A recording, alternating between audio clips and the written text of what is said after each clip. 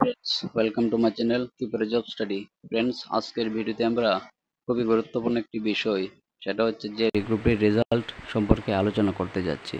তোমাদের রেজাল্টটা কেন এত পিছিয়ে যাচ্ছে এবং কবে নাগাদ তোমাদের রেজাল্টটা প্রকাশিত হতে পারে তা নিয়ে আজকের ভিডিওতে আমরা আলোচনা করব। তো চলো দেরি না করে ভিডিওটি শুরু করা যাক। ফ্রেন্ডস, তোমরা সকলেই জানো তোমাদের জেআরপিটি গ্রুপটি যে ইন্টারভিউ সেটা কিন্তু জানুয়ারি মান্থেই কমপ্লিট হয়ে গিয়েছিল।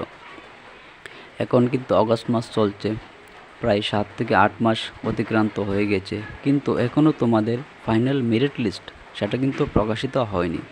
তা মূলত বিভিন্ন কারণেই এটা ডিলে হচ্ছে, এটা পিছিয়ে যাচ্ছে। তার মধ্যে যে প্রধান কারণটি সেটা হচ্ছে নির্বাচন প্রায়ই তোমাদের রেজাল্ট ডিক্লেয়ার করার পথে বাধা হয়ে দাঁড়াচ্ছে। সেটা লোকসভা নির্বাচনই হোক বা পঞ্চায়েত নির্বাচনই হোক। কিন্তু এখন কিন্তু পঞ্চায়েত নির্বাচনও শেষ হয়ে গেছে, রেজাল্টও ডিক্লেয়ার করে দেওয়া হয়েছে, কিন্তু তার যে প্রসেসটা কিন্তু এখনও শেষ হয়নি। আজকে 17ই অগাস্ট, আজকে কিন্তু প্রসেসটা সম্পূর্ণরূপে শেষ হয়ে যাবে। তারপর তোমরা যে কোনো দিন রেজাল্টটা পেতে পারো, এক্সপেক্ট করতে পারো। জিআরপিটি কর্তৃপক্ষ একই কথা বলেছে যে আজকের পর মানে 17 অগস্টের পর থেকে তোমরা রেজাল্টটা আশা করতে পারো। তো আজকের পর থেকে তোমরা যে কোনো দিন রেজাল্টটা পেতে পারো। তার মধ্যে দেখো, সবথেকে বেশি হাই চান্স যেটা রয়েছে সেটা হচ্ছে অগস্ট মান্থেই তোমাদের রেজাল্ট পাবলিশড হতে পারে। 99% চান্স রয়েছে অগস্ট মান্থেই। 31 অগস্টের মধ্যেই তোমরা রেজাল্টটা কিন্তু পেতে পারো। তো আর শুধুমাত্র 10 থেকে 12 দিনের মতো সময় রয়েছে, এই দিনের মধ্যেই তোমরা রেজাল্টটা পেয়ে যাবে। কারণ দেখো, তোমাদের রেজাল্টটা এমনি কিন্তু অনেক ডিলে হয়ে গেছে। তো সুতরাং জেআরপিটি কর্তৃপক্ষ আর কিন্তু এটা চাইবে না, গভর্নমেন্ট কিন্তু আর এটা চাইবে না যে তোমাদের আর অপেক্ষা করাক।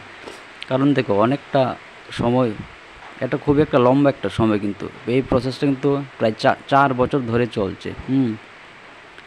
তো সুতরাং তোমাদের রেজাল্টটা যত দ্রুত সম্ভব তত দ্রুত এটা পাবলিশ করা হবে। তো আর কিছুদিনের মধ্যেই তোমরা একটি খুশির সংবাদ পেতে চলেছো। আশা করি তোমরা বিষয়টি বুঝতে পারছো। গভর্নমেন্টও একই কথা বলেছে যে অগস্ট মান্থে তোমাদের অনেকগুলি চাকরির অফার কিন্তু ছাড়া হবে। আগে কিন্তু তোমাদের রেজাল্ট পাবলিশ করা হবে, তারপর অফারটা ছাড়া হবে। তো তার মধ্যে 10,000 অফার কিন্তু ছাড়া হবে, সেটা সবগুলি পোস্ট মিলিয়ে, জেআরপিটি গ্রুপ ডি হোক, স্পেশাল এক্সিকিউটিভ হোক এবং টেট কোয়ালিফাইড ক্যান্ডিডেটদের সেটাও হোক, সবগুলি মিলিয়ে 10,000টি অফার লেটার কিন্তু ছাড়া হবে।